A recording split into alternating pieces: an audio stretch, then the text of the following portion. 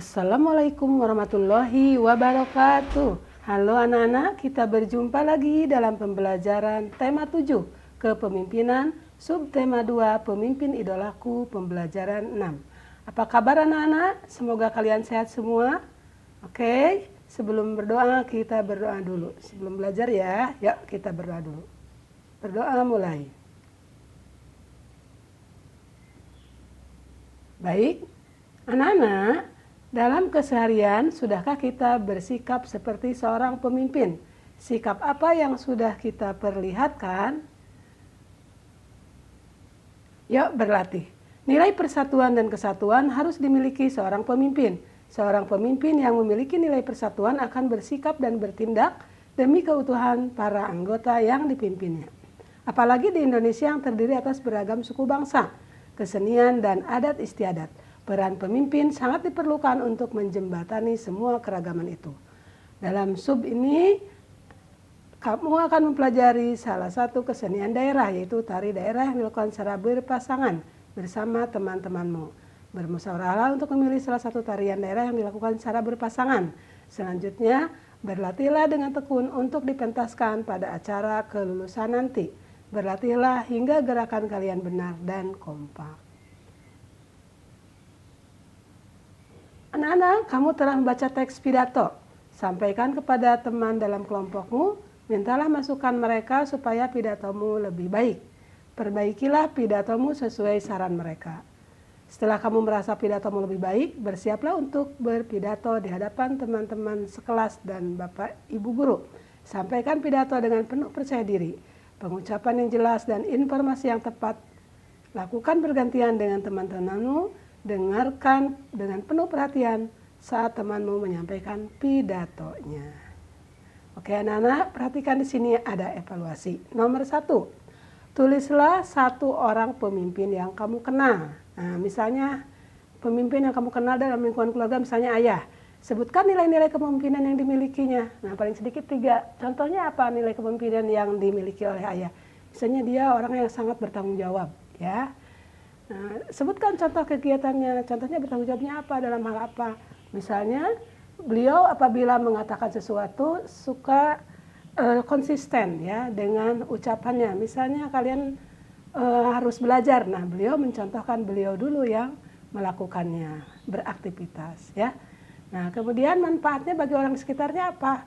Contoh misalnya manfaat buat kalian apa? Kalian menjadi lebih kalau bertanggung jawab menjadi lebih bertanggung jawab juga, lebih disiplin, lebih mandiri, ya kan?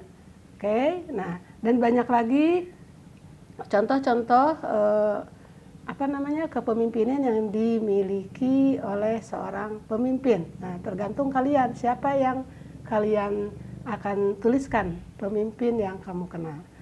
Baik, lihat nomor 2, isilah diagram proyer di bawah ini untuk menunjukkan pemahamanmu tentang kepemimpinan.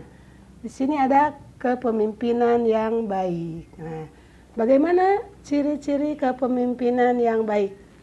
Ciri-ciri kepemimpinan yang baik itu bagaimana, nak? Ciri-ciri pemimpinan yang baik misalnya punya nilai sikap rela berkorban, kemudian nilai keteladanan, disiplin, ya kan? Nilai kerja keras, kerja cerdas, orangnya pantang menyerah. Nah, itu ciri kepemimpinan yang baik. Bagaimana dengan ciri kepemimpinan yang kurang baik? Ciri kepemimpinan yang kurang baik yang bagaimana, nak? Ciri kepemimpinan yang kurang baik itu misalnya pemimpin merasa dirinya paling hebat, paling kuat, paling berkuasa, paling benar, ya kan? Tidak menerima nasihat orang lain karena merasa paling benar terus, dan biasanya dia kurang peduli atau tidak peduli terhadap bawahannya. Nah, kemudian contoh kepemimpinan yang baik bagaimana, nak? Contoh kepemimpinan yang baik. Nah, contoh kepemimpinan baik yang tadi ya. Nah, sekarang ciri-ciri pengertian kepemimpinan yang baik bagaimana? Pengertian kepemimpinan yang baik adalah pemimpin yang punya pengaruh baik atas orang lain, ya, dan mampu memberikan motivasi, semangat, ya kan, memberikan arahan atau aktivitas kepada yang dipimpinnya, ya kan? Itu ciri pemimpin yang baik. Kalau ciri pemimpin yang kurang baik bagaimana, nak? Ciri pemimpin yang kurang baik berarti kebalikannya, pemimpin merasa dirinya paling benar, paling berkuasa, ya kan? Seperti itu. Dan biasanya dia tidak menghargai atau kurang menghargai terhadap bawahannya, ya. Oke. Selanjutnya perhatikan, tulislah berbagai kegiatan yang menunjukkan nilai persatuan dan kesatuan. Nah, tulislah paling sedikit 5 jenis ya. Misalnya apa? Yang menunjukkan persatuan dan kesatuan, misalnya gotong royong, ya kan? Kemudian membantu tetangga yang terkena musibah, terus menjenguk yang sakit, ya kan? Kemudian aktif dalam kegiatan di kampung. Nah, seperti itu contoh-contohnya ya. Oke, nomor 4, tuliskan 3 cara untuk menjaga persatuan dan kesatuan. Tuliskan 3 cara ya. 3 cara apa namanya nih? Untuk menjaga persatuan dan kesatuan itu tidak membeda-bedakan terhadap orang lain, ya kan? Toleransi, ya kan? Harga menghargai, seperti itu. Kemudian menghormati perbedaan suku, agama ataupun golongan, ya.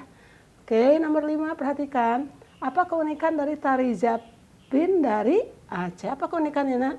Nah, tarian itu mengutamakan apa? Kesatuan gerak cepat. Nah, dengan adanya kerjasama dan kesatuan gerakan tari yang cepat menciptakan gerakan-gerakan yang indah dan menakjubkan, ya kan?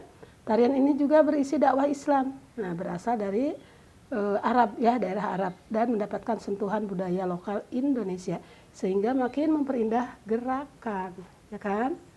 Oke, nomor 6-nya lihat. Bagaimana sikapmu jika pada saat berdiskusi ada perbedaan pendapat dengan temanmu? Bagaimana sikapmu? Kita harus menghargai, memberi kesempatan teman berpendapat ya. Harus tidak boleh menyela, teman yang sedang berbicara ya. Dan kita harus tetap sabar menunggu giliran untuk memberikan pendapat, ya kan? Nah, seperti itu. Oke, baik anak-anak, demikian pembelajaran hari ini. Terima kasih atas perhatiannya. Wassalamualaikum warahmatullahi wabarakatuh.